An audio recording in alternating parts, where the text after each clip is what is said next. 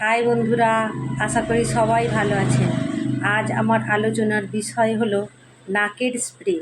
আমি একটি নাকের স্প্রের কথা বলবো, যেটি ব্যবহারে আপনারা ভীষণ উপকৃত হবেন।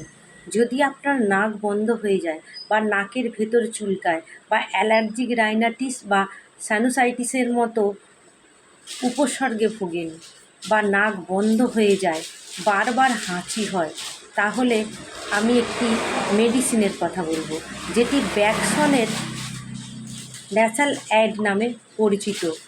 এটি বয়স্করা 4 ঘন্টা ছাড়া একবার করে এবং বাচ্চারা 6 ঘন্টা ছাড়া একবার করে নাকের ভেতর স্প্রে করবেন।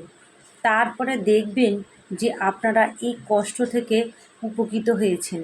তাহলে আজই নিয়ে আসুন এবং ব্যবহার করে দেখুন। আশা করি ভালো থাকবেন এবং সুস্থ থাকবেন। নমস্কার।